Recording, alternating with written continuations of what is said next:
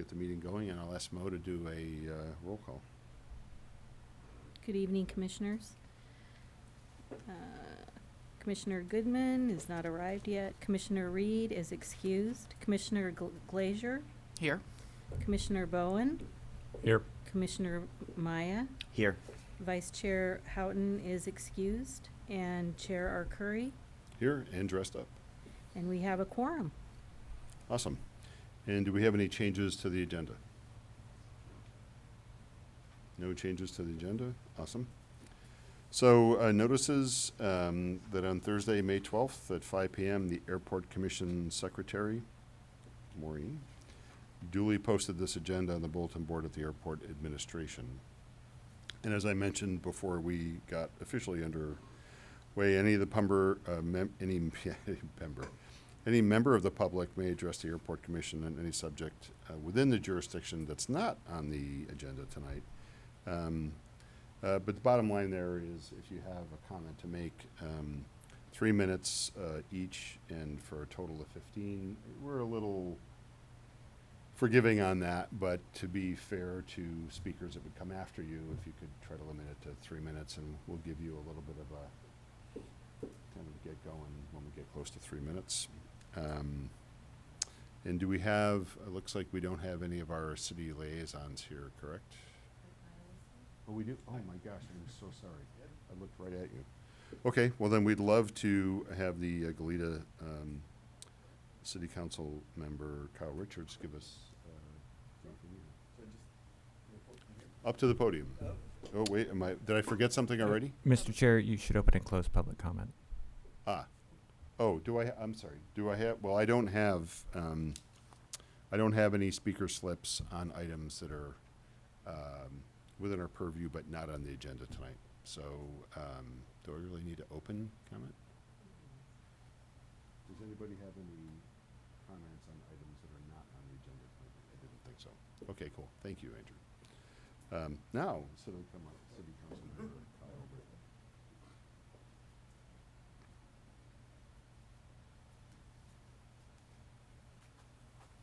Hello, everyone.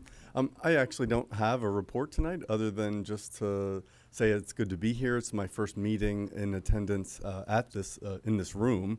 I've been participating over the Zoom meetings the last couple of years. It's good to see people in person and meet you if I haven't met you already. I'm particularly interested in the Super 8 discussion about the parking lot today, and as well as the hangar restoration project. So I'm looking forward to hearing more about that. But good to be here, and yeah, nice to see you. Awesome. Thank you, Councilmember Richards. And so I don't screw up again, we don't have Councilmember Friedman with us here tonight. So with that, we'll move on to a report from the interim airport director. It seems like we're rubbing that in every time we say it. We're just going to handcuff you to the desk, and that way we won't have to worry about you going away. So we'd love to receive that report, Mr. Interim Director. All right. Thank you, Chair Curry, and welcome, members of Airport Commission. I have a number of things just to kind of go through, I think, relatively quickly, because it is just, we're not able to have discussion on these things, but just some important quick little updates. Few things, just items that took place in the last month, some things that I attended. Just FYI, there was the State of the City that took place back at the end of April, and Airport got a little shout out at the end of that on the City of Santa Barbara portion of that, so that was kind of cool. I liked that they saved the best for last, so to speak. And then on May 2nd, this department, Airport Department, presented, we had our budget workshop with our city council in the afternoon on May 2nd, and a bunch of different things we heard in the discussion from our council following our budget presentation, which very much mirrored what you all heard from Jonathan Abad last month, but many of the comments were not so much related to the numbers in the budget, just we don't get in front of council all that often, so it's a chance for them to kind of share some of their thoughts, priorities, and I'll just list kind of some of these things that I had heard from them, and some of them you'll hear later today. Others, there may be things that the commission is interested in hearing more about at a future meeting. But we heard about community engagement, being more involved with the community, especially on the general aviation side, kind of this side of the airfield. There's an interest there in being more involved. And I want to say that as the airport director, anybody who's listening, we are kind of open for business and welcome to, welcoming to any ideas that may be out there to get the community more involved out here at the airport. So all ideas are welcome. And let's see, we heard about sea level rise adaptation. There was a question about what are we doing there? So that's possible future topic for Airport Commission. Also heard about the condition of our buildings, and there's kind of a contrast. The terminal's in great shape, and then we've got some buildings out here, including this one, that are not in as great of shape. So one of the council members noted that, and that's an area of particular interest for me and with the facilities team and with our properties team. So I just wanted to highlight that. And then another on that theme are the hangars. We were asked about the General Western Aero hangars, so that's going to be a topic today, which we will get into in more detail. And similar theme, I guess, is the restaurant, the building next door. If you came in here and looked over there, you'd probably see that does not look like it's in great shape. It is planned to be within the FBO redevelopment area, and that's another thing we heard about at the council was what's happening with FBO redevelopment. So those are, we can't get into discussion really on any of those, but I think those are some key priority type things that the commission may be interested in hearing about in a future agenda. I think that covered everything. And then just this past weekend, I attended the Alpha Resource Center fundraiser, and it was great to learn more about that organization. We helped with the plane pull earlier this year. That already feels like it was a long time ago, but it was great to learn more about that organization and have an opportunity to contribute and just encourage people to check them out. It's a great community resource. So those are some things that I had attended, and then I have a number of just kind of quick sort of business-related items I wanted to go through.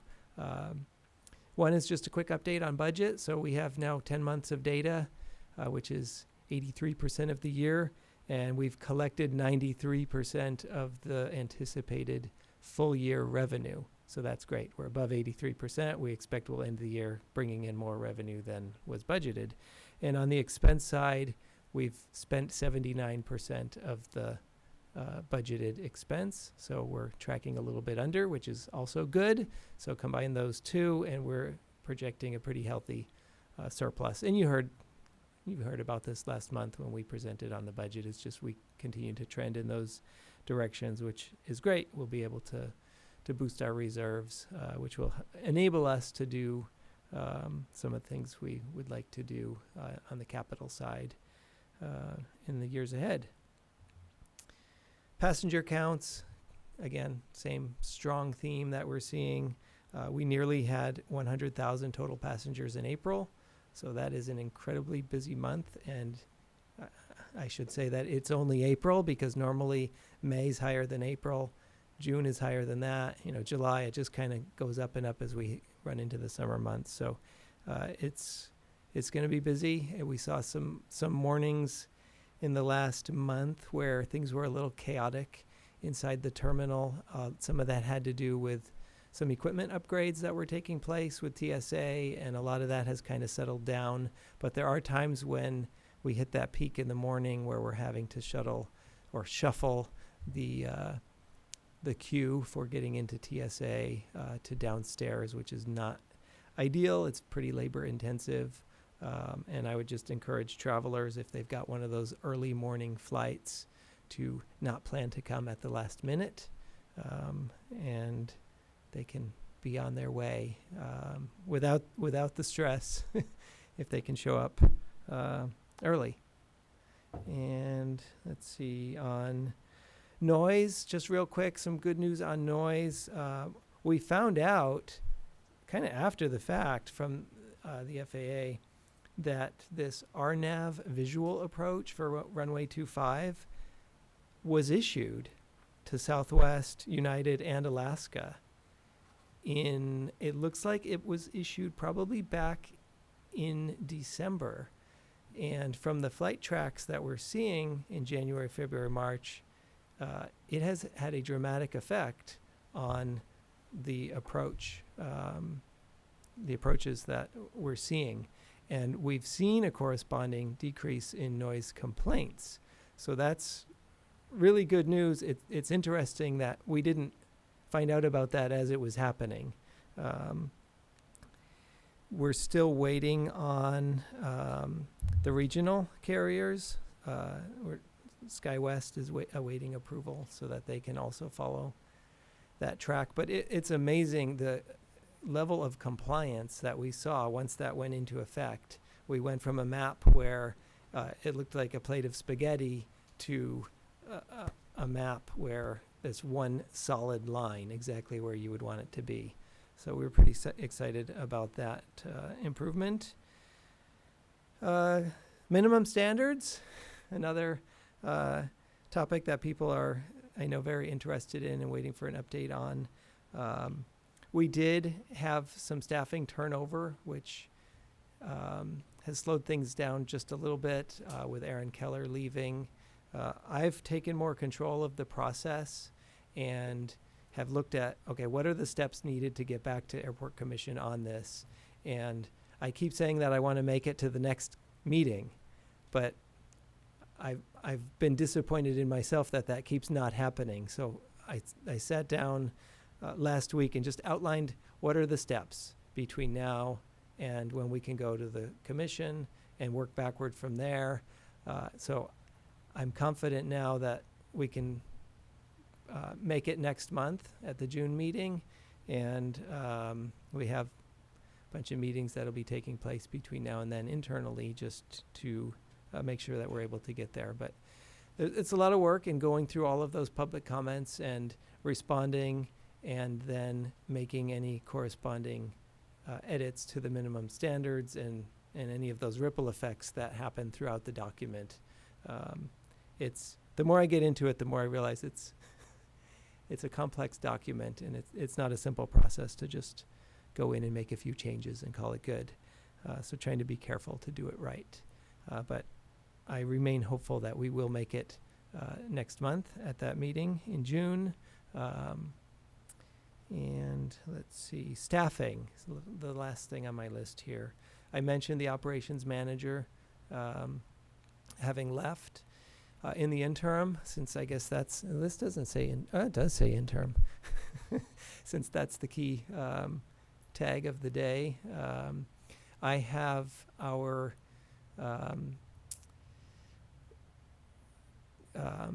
Steve Spurlock, our top law enforcement officer here.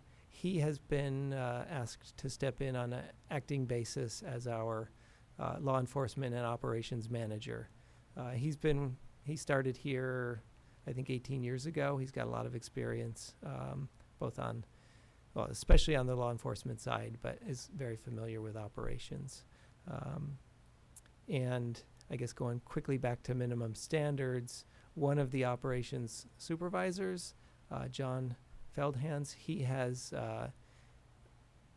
volunteered to step up and help on the minimum standards, and it's already been immensely helpful to have his support with that project.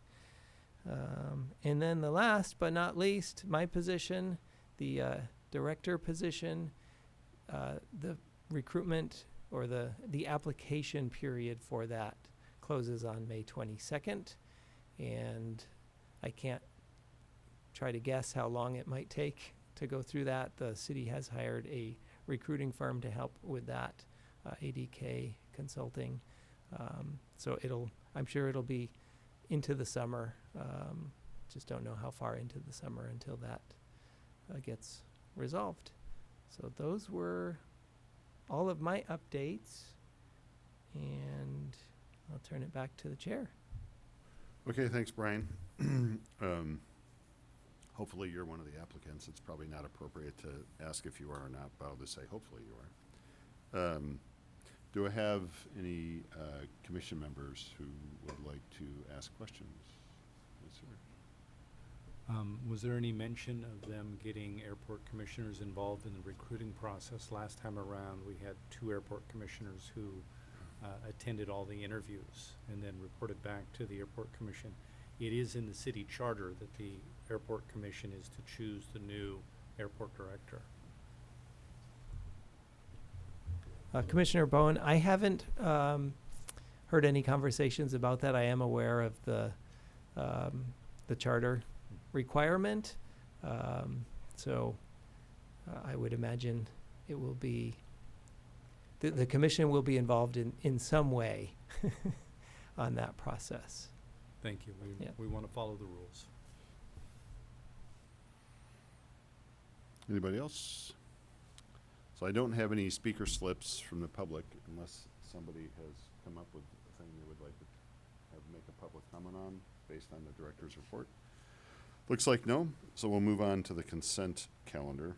So as I mentioned at the outset before we call the meeting to order, I'm going to read through those, and of course, the commission members or members of the public are welcome to submit speaker slips, or in the commission's case, ask questions. But I'm going to read them all at once, and if there isn't any significant questions, we'll try to just consider them all at once. So on the consent calendar are 1, 2, 3 items. The first item is regarding minutes. Recommendation that the Airport Commission waive the reading and approve the minutes of the commission meeting that was held on Wednesday, April 20th, 2022. The second item is regarding property management report for April 2022, and the recommendation is that the Airport Commission receive the monthly airport property management report. And last but certainly not least is the third item, assignment and assumption of lease for the Super I parking lot. Is that a yeah, that's what I thought. That should say the Super 8 parking lot. Finally, Mo made a mistake. Oh, wow, okay, I'm not the only one. Recommendation that the Airport Commission approve and authorize the airport director to execute an assignment and assumption of lease between Oceanic Santa Barbara LP, a California limited partnership, and the Housing Authority of the County of Santa Barbara for the real property located adjacent to 6021 Hollister Ave, Goleta, California, encompassing 22,009 square feet of paved land pursuant to the lease with the City of Santa Barbara, known as Agreement Number 21810, dated September 20th, 2005. So consent calendar is, generally run-of-the-mill business. Do I have any airport commissioners with questions? Go ahead. I move we accept all 3 items. Actually, before we get to that, let me see if we have any other commissioners. And I don't have any new speaker slips that showed up, so I'm assuming there's no public comment. I'd love to entertain that. What was it you said? I move that we accept all 3 items on the consent calendar. Awesome. Do I have a second? Second. Second, and all in favor, aye? Aye. Aye. Any opposed? Any abstentions? Looks like the motion carries unanimously, no? Awesome. And 2 things I'm anxious to hear about, and I know I speak for others in the audience and on the commission. Oh, do we have, do you have a printed property management report, or did you describe that in the? I think we're saying, are you going to have somebody present a property management report tonight? No, that's just under the consent calendar, Okay, and good. there's Yeah. Sorry, some my details in the confusion. packet. I don't need your help to get confused. Okay, so on to, and of course, I'm trying to be funny, probably unsuccessfully so. So we have 2 administrative reports tonight. The first one, an update on the terminal expansion and parking structure project, and that the recommendation that we receive, the Airport Commission receive a staff presentation regarding the development of a design contract for the terminal expansion. Does everybody remember when we did this the first time and thinking we would never fill that terminal up? I remember that. Contract for the terminal expansion and parking structure project. Director Diamore, who's going to present that report? Yes, I would like to introduce Sarah Iza, who's next to me here. She's our land development manager, and she'll be presenting this item. Awesome. Sarah, we'd love to receive that report.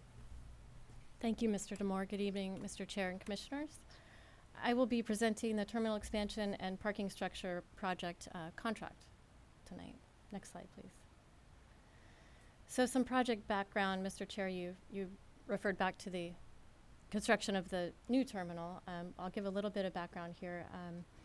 So our FAA AIP, our funding is based on the number of emplanements, and the graph to the right shows our emplanements in our airport master plan in the orange, and then our actual emplanements, and you can see a dip in emplanements during COVID, and then the terminal area forecast, which is based from FAA.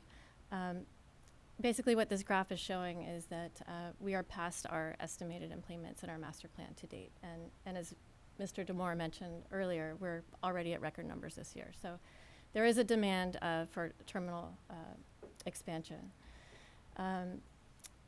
So we have estimated emplanements in 2032 of 657,000.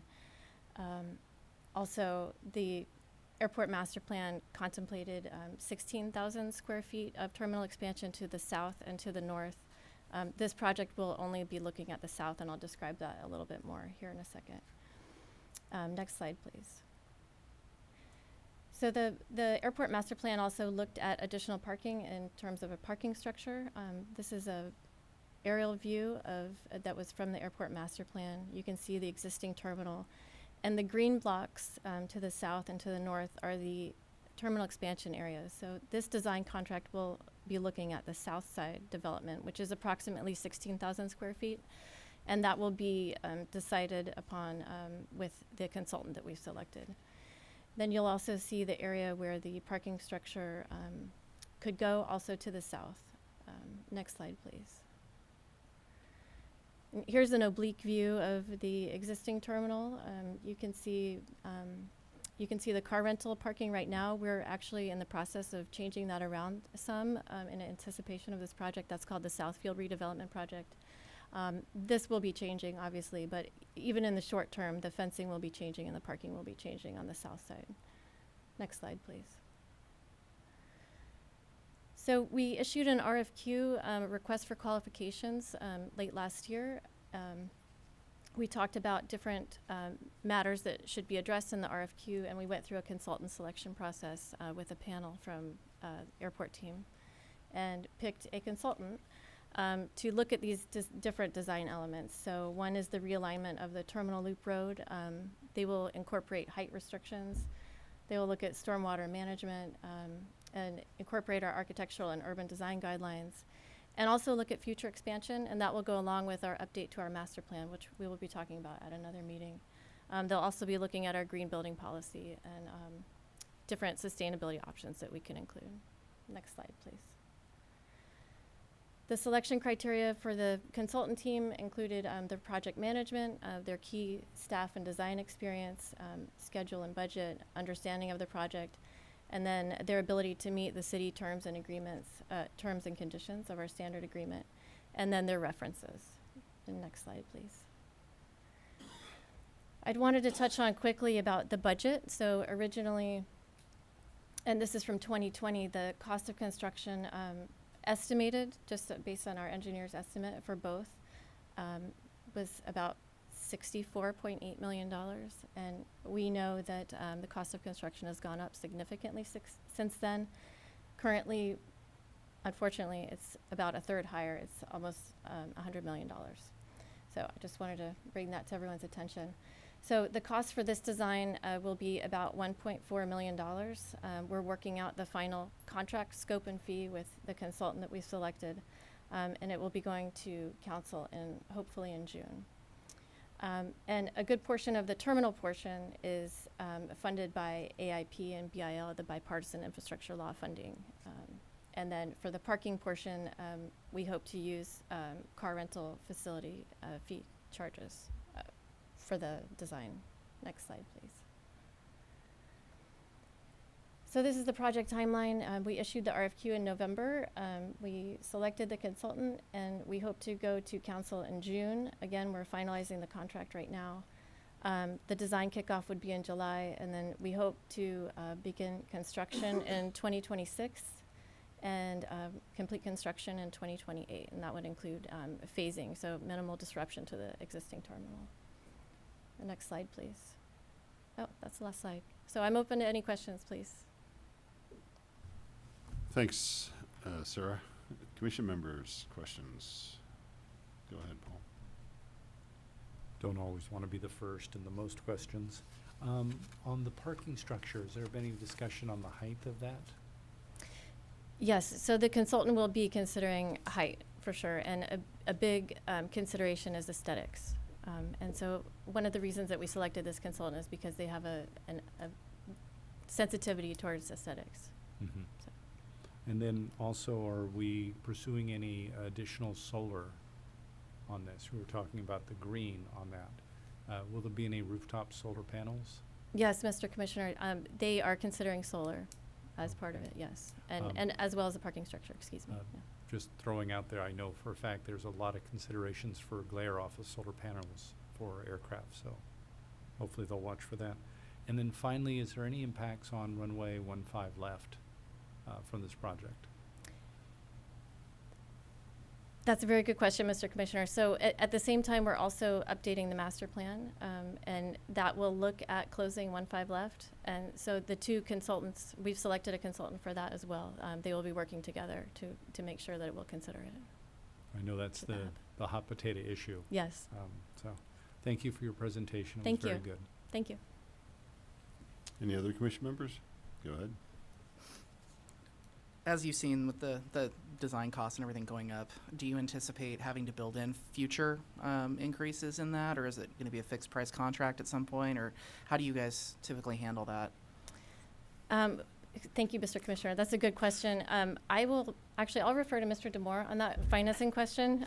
We're still figuring that out ourselves, so thank you. Yes, great question, Commissioner Glazier.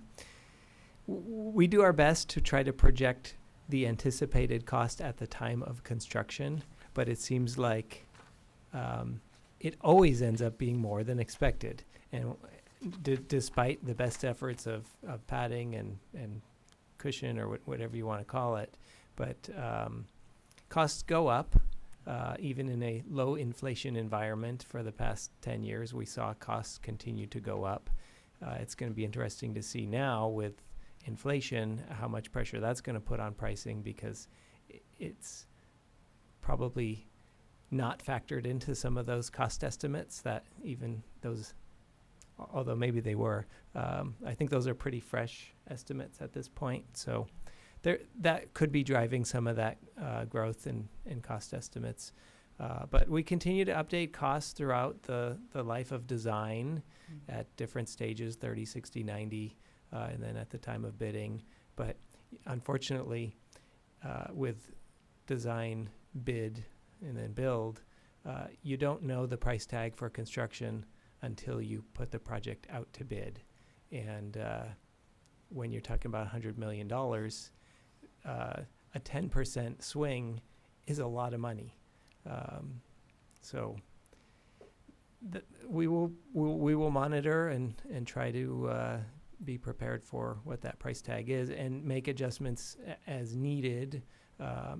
For example, right now we're going down this path with both of these projects kind of together, but it may not be necessary to do them at the same time in construction. And the terminal, the parking structure comes with a very large price tag. Initially they're going on this path together, but we'll see where that leads as we go down the road in design and trying to come up with the funding to handle it all. And I think that's a positive, though, with the parking structure in particular, because that is a revenue generator, and so that would be nice to see that Yeah. to the end. Thank you. Go ahead. Is it too early for projections about how much would come from airport funds, how much would be AIP funds from the FAA? Well, Commissioner Maya, I think the short answer to that question is no, it's not too early. And I believe Sarah and her team is often, looking ahead, not just on this project, but on all of our projects. And we have a variety of different revenue sources that come in, and this BIL funding is great because that's traditionally not been available. So that's a new resource for us. But do you have more detail on the funding, the kind of piecing together and looking out into the future? Yes, thank you, Mr. Demore. So we talk almost weekly with the FAA on funding that's coming up. And we're lucky in this case that there is additional terminal funding available for the next few years. So we're able to pool that together and collect it specifically for the terminal portion. And also the consultant that we've selected will be assisting us with finance as well. So. I have a couple of questions, although a new one popped up with what you just said. Collect it meaning, so we don't use it or lose it. It's the amount that'll be allocated to that we get, and then we squirrel away, and we just have to promise that we won't use it for anything else. And That's I'm sure correct. it's more than a promise. Okay. So I guess you can kiss that retreat to Bermuda away there if you were planning on doing that. Was it a tough call on the consultant score? In other words, we looked at a lot of consultants and scored them. And was it a horse race of 2 or 3, or was it a pretty clear cut to the extent that you can answer that? It was a unanimous decision. Thank you. That was a good Awesome. question. Yeah, Yeah. but they were all fairly close. Cool. Yeah. Okay. And I think the only person that could maybe not answer but provide a general seat of the pants answer to this would be Andrew, just based on longevity.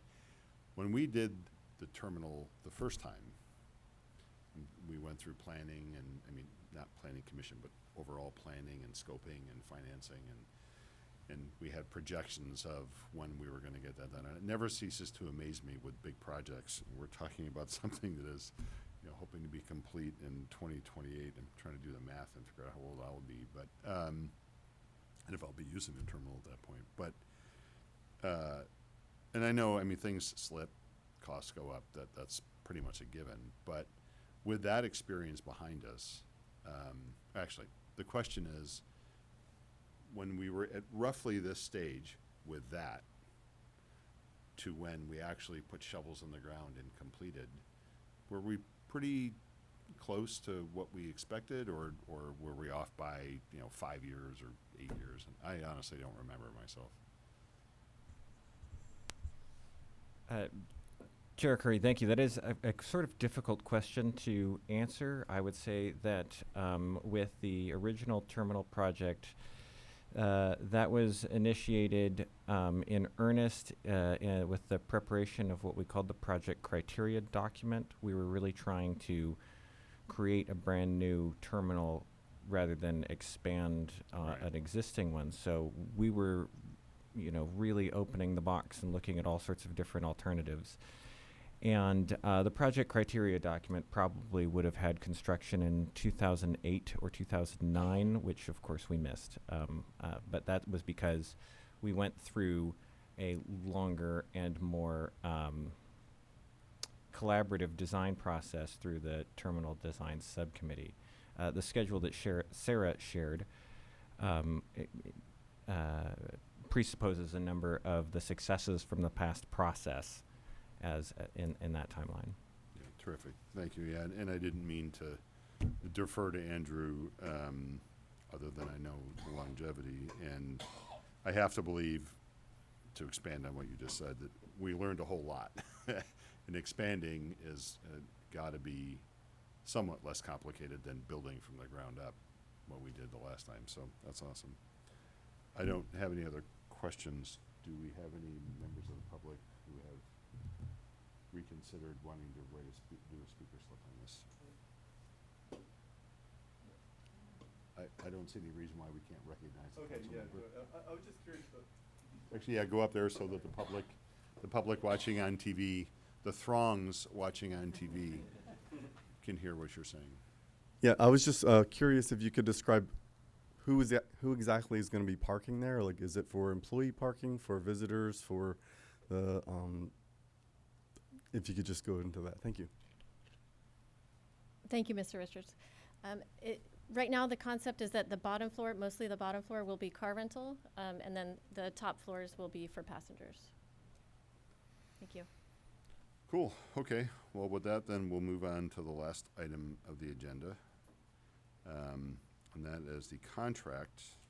And I know there's a lot of folks, a lot of seasoned folks, and I'm not just looking at Tom over there, who care a lot about the history of these things, what we collectively call the boneyard nowadays. But contract for the feasibility study update for the General Weston Aero hangar restoration at Santa Barbara Airport. And Director Demore, who will be providing that?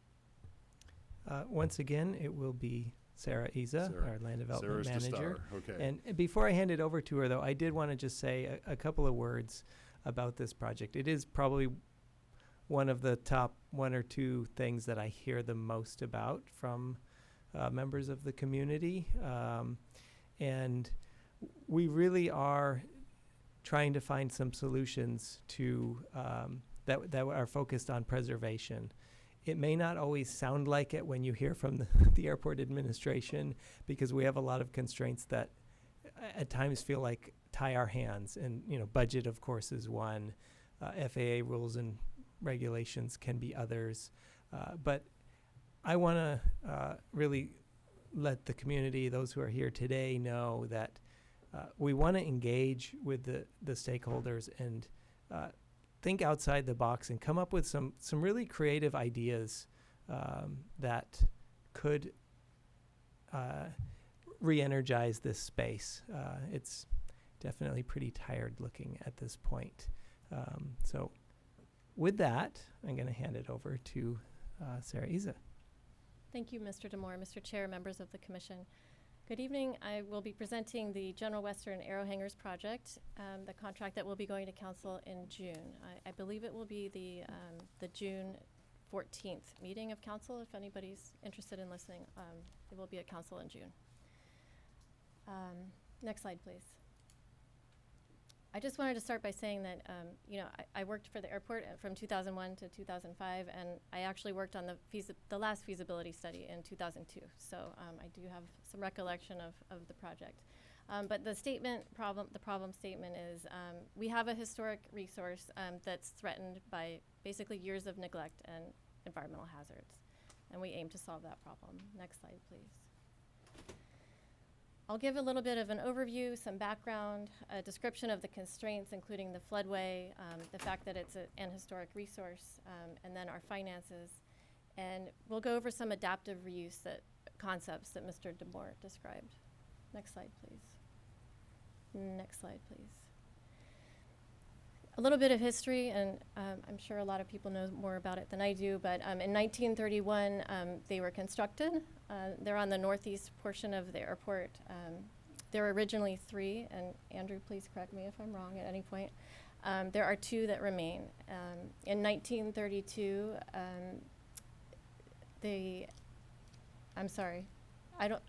Mr. Sackett died in a slew crash, and they housed 4 P-2 meteors. And then in 1933, they offered to the airport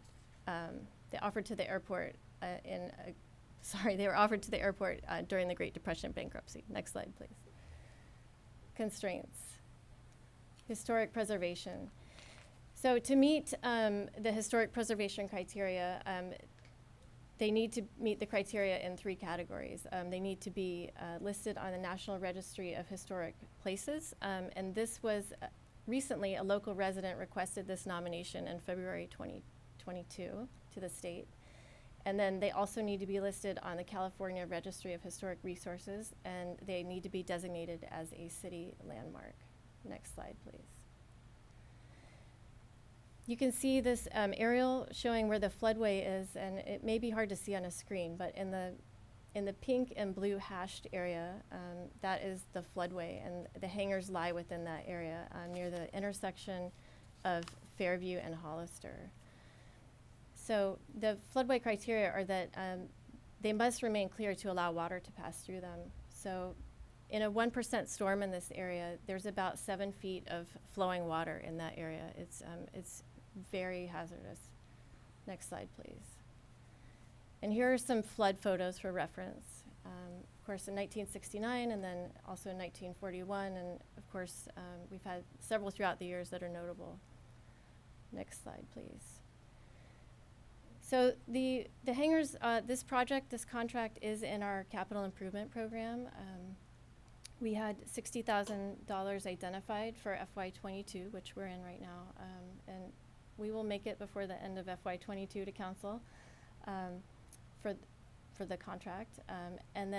But we don't have any funding identified for the actual restoration of the hangars. And you can see in our capital improvement program, this is a public document, we've estimated it would cost about $4 million to restore them.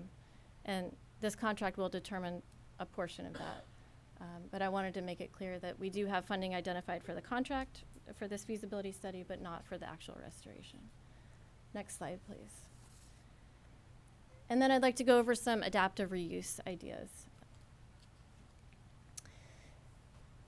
So the concept in historic restoration is that we would seek to find a way to give it a use other than its original use while preserving the historic character.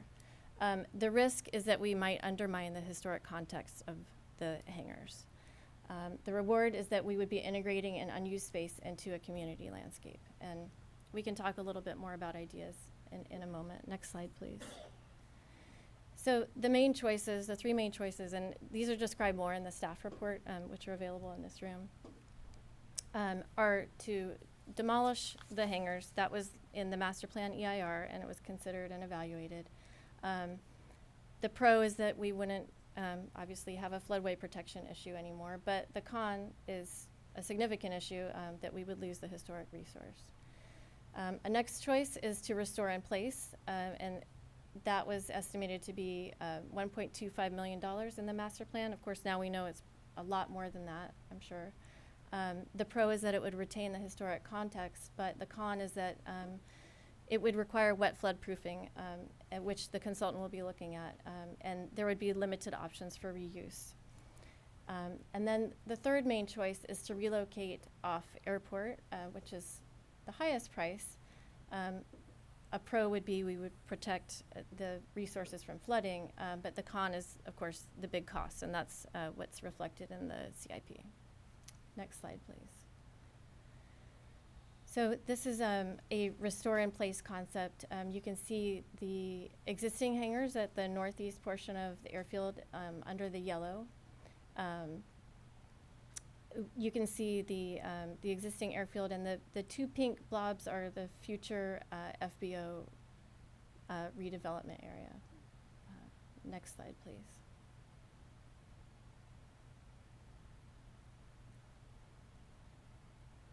And then we'll go over some potential concepts to consider. Next slide, please. So we've looked at some ideas of moving them to different areas.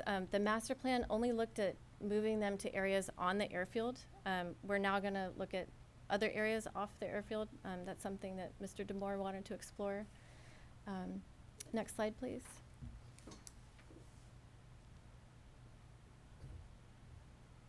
So some reuse concepts.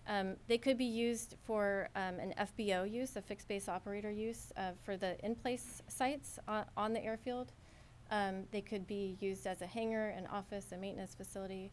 And then the Frederick Lopez site north of the airport could maybe house a restaurant, a library, an office, or meeting space. And the trade-offs might be public accessibility. Next slide, please. I just wanted to show you that this is an idea of adaptive reuse for a hangar. So this is actually the third hangar, which is Santa Cruz Market on Hollister Avenue. That was originally here next to the two historic hangars. Next slide, please. So next steps. So we need a structural analysis to tell us, can the hangars be salvaged as they are, or is it a demo and rebuild? We hope it's not. Since we're looking at moving them, we need to know structurally what needs to be done from an architectural and engineering standpoint to repurpose them. And then if we do leave them in place, what exact wet and dry flood proofing is required? That wasn't outlined in the 2002 report, and the standards have changed since then, so we need to update it. Next slide, please. So we need to demonstrate, if we do leave them in the floodway, that there would be no change in flood flows from the existing condition if they were restored. And FEMA guidance, current FEMA guidance, which is very current, supports relocation out of the floodway. So I wanted to make that clear. Next slide, please. And then as I mentioned, the last feasibility study was completed in 2002. It considered demolition, restoration in place, and relocation, and it actually concluded that the best option would be demolish and record and demolish. This study will look at the options that I just described, and it will take about 6 months to complete. So again, the next public opportunity for this project will be at council on June 14th. Next slide, please. And then just real quick, I wanted to talk about funding. I mentioned that we don't have it in our budget to restore them or provide adaptive reuse, but some ideas for funding would be to identify a fundraising team. We could work together with the Airport Commission and other interested parties to do that. And then we could establish the team objectives and fundraising targets and look at outreach strategies, and then further refine cost estimates. Next slide, please. So again, just a quick outline of the study. We're going to look at identify viable use options, evaluate revenue potential, and we'll be working with Mr. Dixon and his team on that, and then evaluate potential conflicts. Next slide, please. After we've completed the study, regulatory approvals would take approximately 1 year, and we all know the various approvals depending if we're in the coastal zone or not. And then of course our city boards and commissions and environmental review. Depending on what we do, we may be covered somewhat on environmental review based on our 2017 master plan EIR. Next slide, please. And then construction, this is a very rough estimate depending on what is selected and where it's going, would take about 9 months. Next slide, please. And that's it, and I'm happy to answer any questions. And please, if you have any historical questions, I would refer to Mr. Bermond, because he knows much more about it than I do, so thank you. I think she just called you old. I'm not sure there. I'm sure we're going to have lots of questions, and I'll start with Dan at the other end, so you're not always getting picked on first. Thank you, Mr. Chair. In place, would it have to be raised, or can you leave it at the current level, the height? That's a very good question. We're looking at, yes, it would have to be raised. And there's a serious issue with the height and the amount it would have to be raised. And FEMA actually just raised the height. Okay. And if you do have to raise it, then does that then challenge the ability for aircraft to get into it and be, yeah, okay. Yeah, so again, so the consultant will be looking at the options and will tell us specifically the height that would, and the flood proofing required, et cetera, but it looks like it would. And go ahead, Mr. Bermond. It may be possible. This is worth exploring with this firm under contract to do what's called wet flood proofing, which is to allow the water to convey through rather than to elevate, to keep them out of the flood elevation. The advantage there is you would not have to change elevation. The disadvantage is that the uses that would occur in that space would have to be at least somehow tolerant of occasional flooding. So office space at that point, or a restaurant or something, is probably not all that feasible. It would be a difficult trade-off for the right tenant. Thank you. Or even storing an aircraft. So, yeah. Anyway,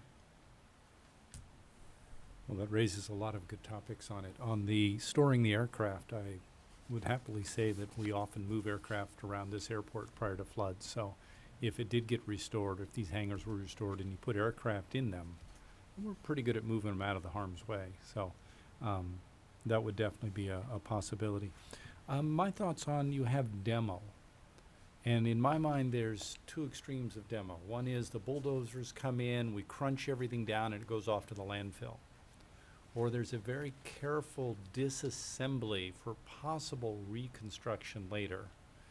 Which are we talking about here? Thank you, Commissioner Bowen. We had a very good field visit here about a month ago, and we had the city's historian come out, and she gave us some excellent ideas. One of the hangars is in much better condition than the other, and the idea was floated that it could be that we take the best of both and put them back into one and save that one. So we're looking at different creative ideas to save them. When I say demo as referred to the 2017 master plan, that contemplated complete demolition of the hangars.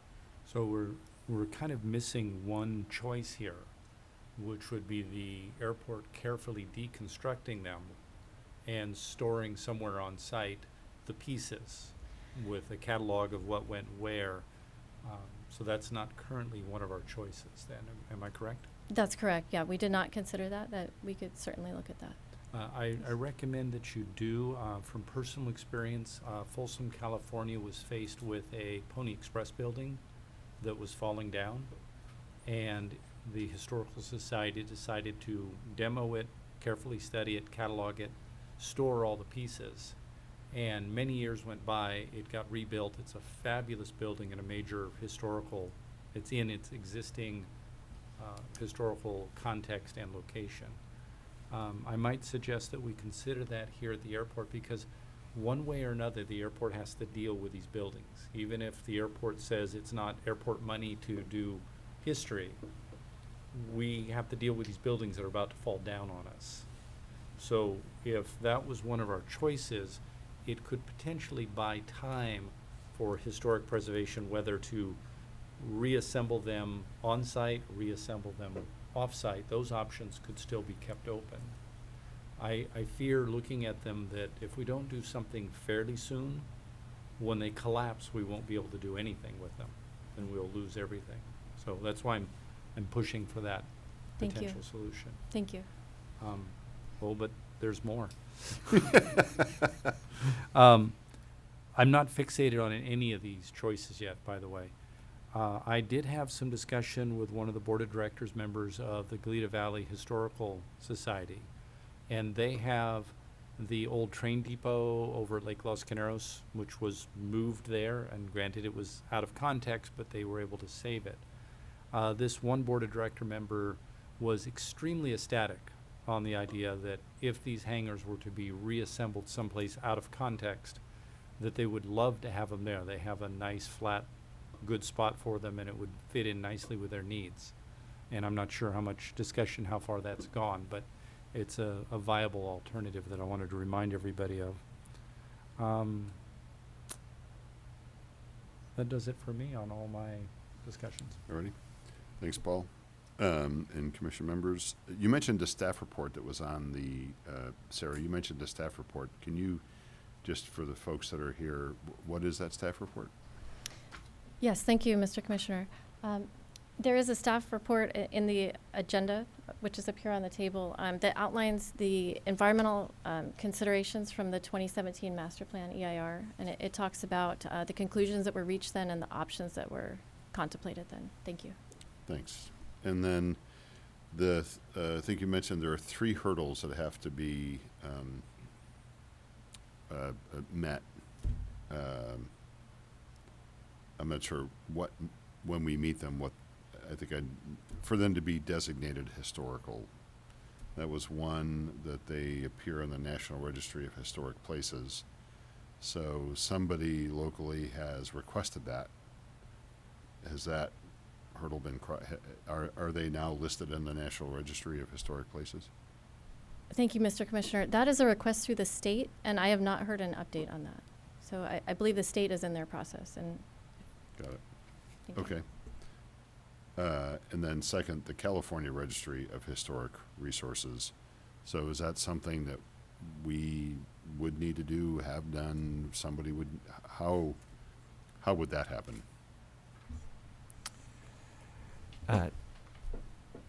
Chair Curry, the process for nomination of a historic resource is different for the federal, state, and local resources. Any citizen of a jurisdiction can submit a request for nomination. The city's practice historically has been to self-nominate its structures when it's after it's completed some sort of restoration, as a sort of something like a capstone. But it does not have to be the owner of the structure that nominates it. Thank you, Andrew. And that kind of addresses the city landmark question I was going to ask. Okay. I don't have any other questions. Sarah, thanks. And I have Andrew. one other, just Oh, one go ahead. question. So obviously this was contemplated in the past, but no action was taken. What were some of the challenges that you faced in the past, and the reason that the restoration or demolition hasn't been addressed until now? Thank you, Mr. Commissioner. The primary reason is finances. And so that the 2002 report recommended recording and demolishing, and the second option was to preserve, but that was a costly option, and so nothing has really happened since then. Thank you. Alrighty, last call. Right, well, we do have 2 speaker slips on this item, and in no particular order, and if anybody else wants to speak, fill out one, but I'll go Joel first. Joel Rothman. All right, well, thank Hi, you. Joel. Thanks, yes, I'm Joel Rothman. So I'm a professor of biochemistry at a little school across the way, the other side of the airport, and the president of the Santa Barbara Aviation Historical Preservation Coalition, SBA HPC. And our mission, we brought ourselves together in 2020. Our mission is to preserve these structures that you've heard about and the site as well, that I would like to emphasize are integral to the dawn of aviation in Santa Barbara. There's something very special not only about the buildings, but their site. That is where this airport started. And Tom will say a little more about that. We have 4 members, and I have bios of them here in our coalition. I've put them there if you'd like to take a look at the bios. Some of us have had a lot of fundraising activity, myself specifically. And our goal is to apply each of our strengths to doing what we can to preserve these buildings. We also have advisors. Karen Ramsdell, the former SBA director, is an advisor. Tom Smotherman, who is also here, an archivist of Santa Barbara history, Santa Barbara Airport history materials, and Fermina Murray, historian. This really provides, we think, a tremendously unusual opportunity. As far as we know, there are very few examples in the world where the origins of airports are still standing for lots of reasons, but they're still standing there. What we are committed to doing as a resource to the airport is to bring a special new element to our region that is going to promote the airport and its tremendous value to the city and the wider community. So we are devoting our time and energy to achieving that goal through raising public awareness of the structures and the historical importance of these heirlooms and crafting a fundraising campaign. So we've touched on this, we've heard about this already. There's urgency here. We're very concerned about the delicate state of these structures. These are nonagenarian hangars that have not really been fixed up since they were built. And they need to be stabilized before they are destroyed by natural forces. So we're concerned about that urgency. There's an opportunity to rescue and restore them in advance of their centennial, and in so doing, really revive the remarkable early aviation history in Santa Barbara in the form of a nation-class museum and an enticing community park that preserves the provenance of the airport, not only the building, but the provenance of the start of the Santa Barbara Airport. So we heard that there was some question about ideas, and we have lots of ideas for what we could do with this. We'd hope to create an alluring venue, including not only the original buildings, perhaps a replica of the original terminal reconstructed between the two of them, which was destroyed, I believe, in the 1980s, probably illegally, and an immersive digital display featuring the impact that Santa Barbara Aviation has had, the airport and aviation has had on the history of aviation in the world, and it has had an impact. Critical to our mission, this is critical to the coalition's mission, is that we maintain the provenance of the airport. Our interest drops to almost zero if those buildings are disassembled and moved somewhere else. It is their location, where they were put in 1931, that makes them so special. We, as a coalition, have already engaged many stakeholders. They include the former airport director, Andrew Berman, has spoken to us at length, multiple commissioners, including Commissioner Bowen. We've met with, as a group, with each of the city council members, Santa Barbara council members, and discussed with Goleta city council members.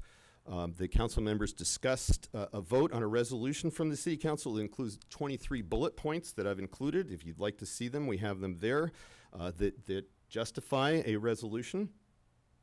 This was put on hold partly originally because of the election, then the turnover of leadership at the airport, and the pending hydrology report.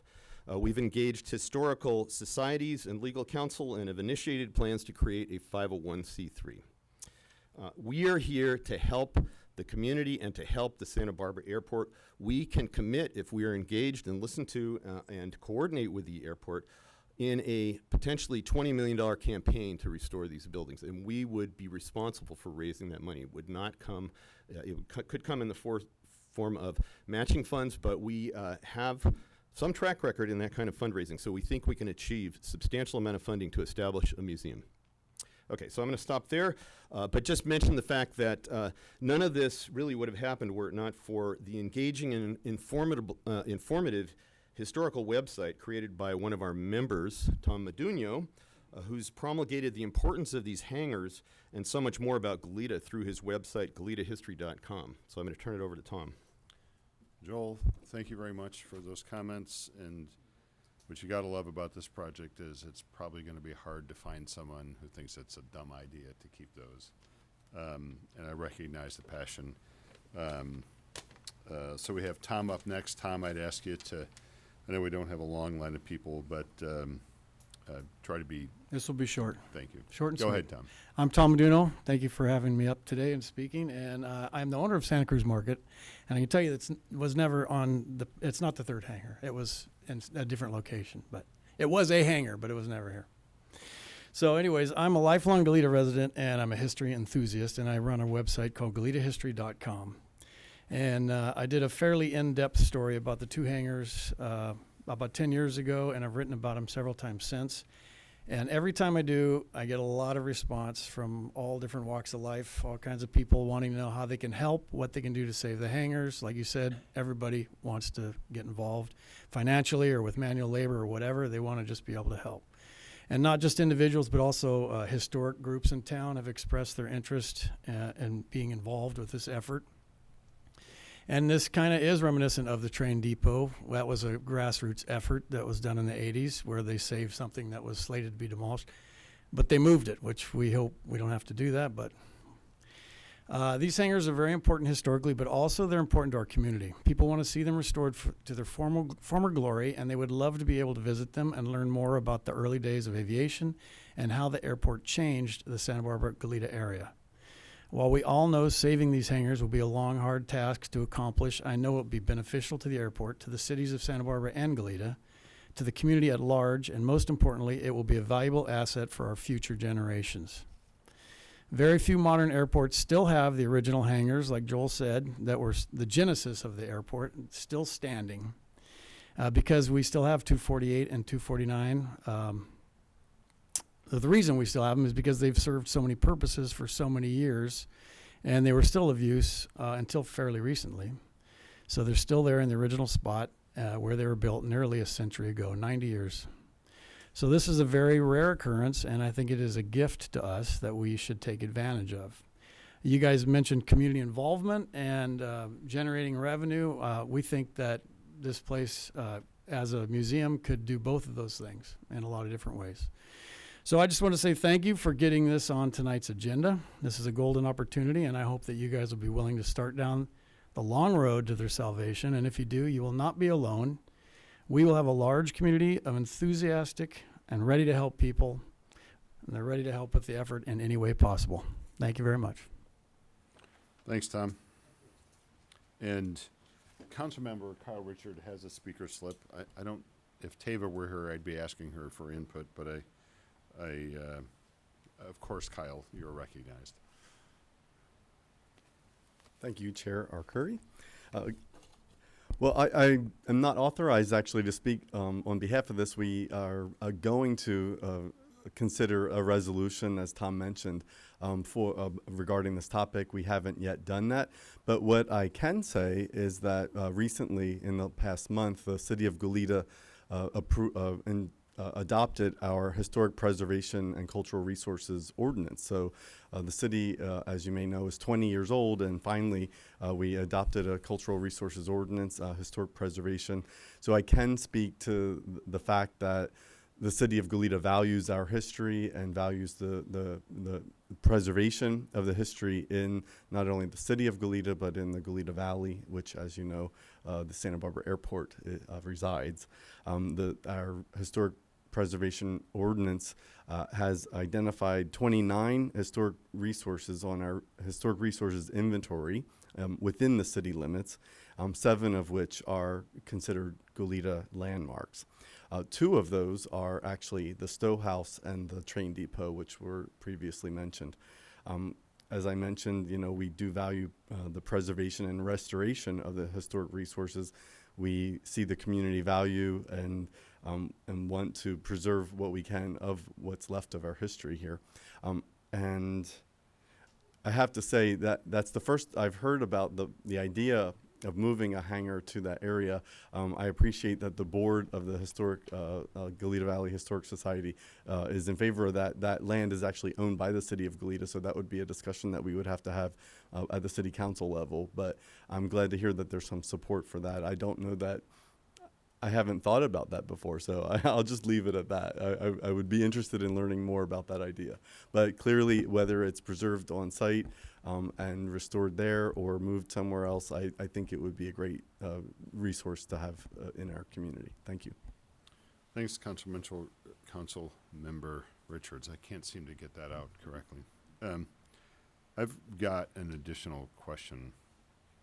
The consultant we've hired is the beginning of the process within the airport, either as part of that or within facilities today. Has there been any, or if not, could there be an investigation that we can do in-house to determine what would have to happen to somewhat reinforce the structures so that time, which is rapidly running out, doesn't make the decision for us? And that's either to Sarah or Andrew. I'm sorry I didn't address it to a particular person. Chair Curry, we have taken steps over the years to secure them. A portion of them, a portion of one of the walls is actually the AOA perimeter, and we are maintaining that and making sure that as windows have broken or other sort of deficiencies in that wall, we have done temporary boarding. The concern that I have with taking an in-house measure to stabilize is that we could take an action that would undermine the integrity. I mean, there's gorgeous redwood beams that I wouldn't want to start drilling into in order to hold a support or joist and then subsequently find out that we can't reuse that. And so one of the things that we've been working toward is coming up with a more comprehensive project rather than doing it in two pieces. While they are in a dilapidated condition, they have stood for 90 years, and I think that they may be able to survive a few more months while we conduct this study. Sarah, I think you were probably going to answer the question I haven't asked. Go ahead and add what you were going to ask, or add what you were about to say. Thank you, Mr. Chair. I was just going to add that the consultant will be looking at what needs to happen structurally. Yeah, That was Give the it next to- question I was going Thank to you. ask. Thanks. I don't have any questions. Last call on the commission. Okay, well, we've reached the end of our second in-person meeting in gosh knows how long. Thanks, folks, for attending. Tom, thanks for your work on this, as well as the other folks that are very passionate about it. Aviation, as I promised you, Brian, creates an amazing amount of passion, and I'm sure you have already seen that. And with that, we'll adjourn this Airport Commission meeting. And just a reminder, the next Airport Commission meeting is scheduled for June 15th, 2022 at 6 p.m. Same bat time, same bat place. We're adjourned.